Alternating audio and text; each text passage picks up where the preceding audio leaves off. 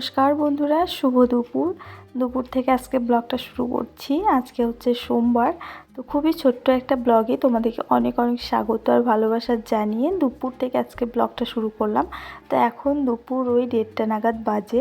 তো সমস্ত রান্নাবান্নার কাজ কমপ্লিট, আর রান্নাবান্নার পরে আমি একদম স্নানটাও সেরে নিয়েছি, কারণ আজকে সকালবেলায় স্নান করতে পারিনি। তো সেই জন্য সমস্ত কাজ কমপ্লিট করে একেবারে স্নান সেরে এখন এই যে 1 কাপ চা নিয়ে বসবো।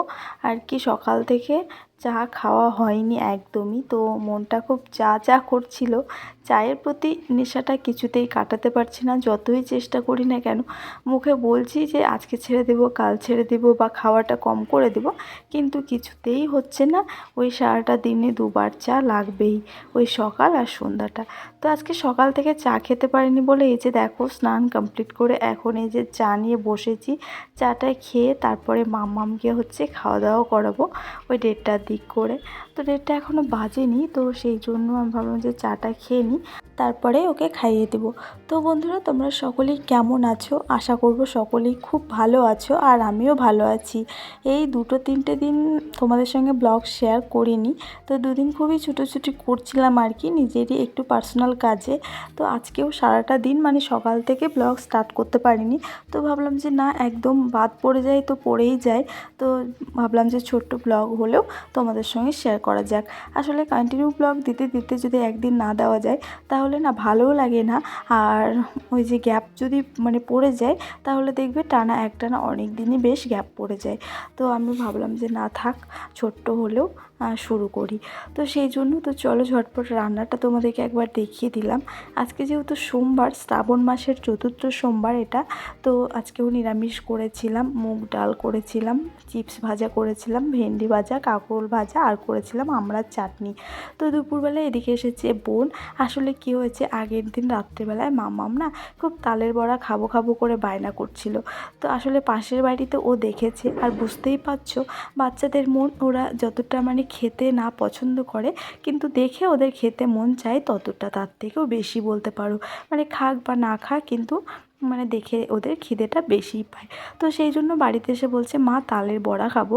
তা আমি বললাম যে আসলে জন্মাষ্টমীর দিন তো মা করেই বাড়িতেই সব ভালো মন্দ, গোপালকে সেবা দেয়, তো সেই জন্য মা পাঠাবে। তো আমি বলছিলাম যে দিদুন তো করবে, তখন পাঠিয়ে দেবে, বা আমি তোমাকে পরে করে দেবো। তো তৎক্ষণাৎ কী করেছে, মাকে ফোন লাগিয়েছে, মানে ওর দিদুনকে। তারপর বলেছে যে দিদুন বড়া খাবো। তো মা রীতিমতো ওর কথা শুনে রাত্রেবেলাতেই তালের বড়া আর ওই যে ডালপুরি দেখলে সেটা করেছে। তো সেগুলো সকালবেলায় বোন যখন কলেজে এসেছিলো তো ওকে দিয়ে পাঠিয়েছে। বুঝতেই পারছো, মানে কি আর বলবো, মানে শুনেছে যতই হোক বাচ্চা মন খেতে চেয়েছে, তাই মা আর কি তৎক্ষণাৎই বানিয়ে পাঠিয়ে দিয়েছে। তো বোন কলেজ আসে সপ্তাহে 2-3 দিন, তো ওই হাতে আর কি নিয়ে চলে এসেছে। এখন একটু সুবিধাই হয় কোনো কিছু আনার, কারণ আগে তো ও আসতো না সেভাবে। আর যেহেতু মাদের বাড়ি অনেকটাই দূরে, আমাদের বাড়ি থেকে 1.5 ঘন্টা, না 2 ঘন্টা 2.5 ঘন্টা লেগেই যায়। তো সেই জন্য সবসময় তো যাতায়াত করা পসিবল হয় না, আর ভাড়াটাও বেশ অনেকটাই খরচার একটা ব্যাপার থাকে। তো সেই জন্য বোন যখন এখন এই যে মানে কলেজ যাতায়াত করছে, তো একটু আসা যাওয়াটা ওই হাতেই হয়ে যায়। তো এটা সেটা মা কিন্তু পাঠাতেই থাকে। আর মায়ের হাতের জিনিসের সেই স্বাদ সত্যি মানে খুঁজলে পাওয়া যায় না।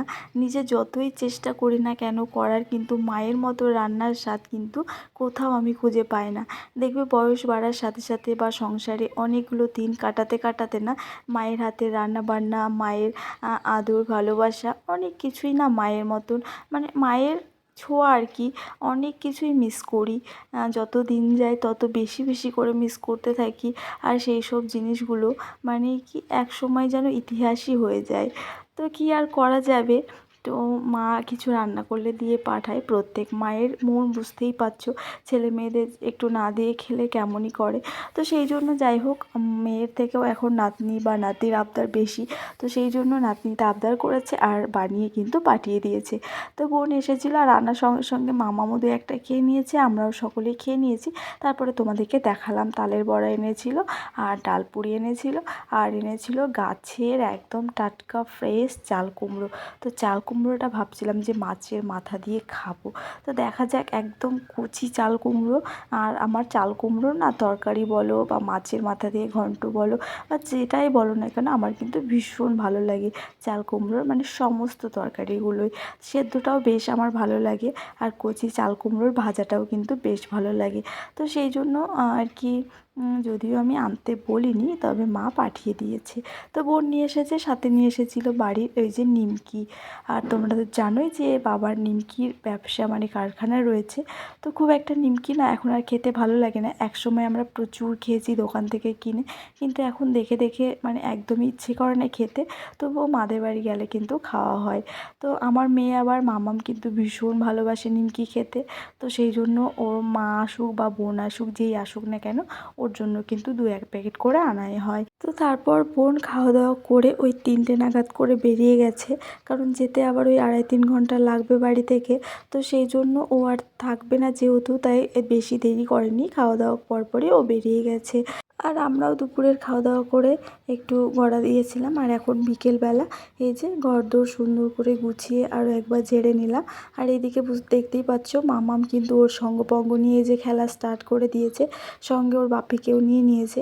তো তারপরে ওদের খেলাধুলা কমপ্লিট করার পরে আমি এদিকে হাত পা ধুয়ে একদম ঝাড়ঝাঁটা দিয়ে ফ্রেশ হয়ে নিয়েছি। আর এখন করব হচ্ছে চা, তার সঙ্গে নিয়েছি এখানে ছোলা ভাজা।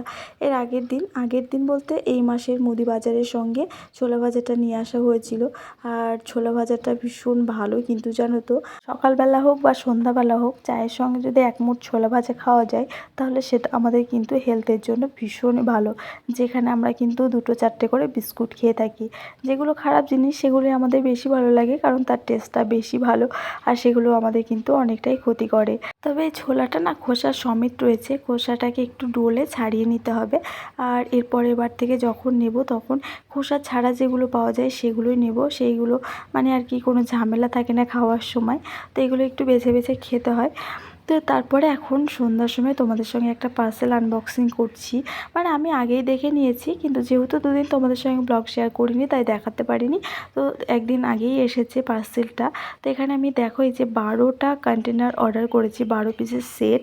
তো এর আগে একটা কন্টেনার ভীষণভাবে মানে ট্রেন্ডিংয়ে চলছিল, সবাই নিচ্ছিল সেই কন্টেনারগুলো।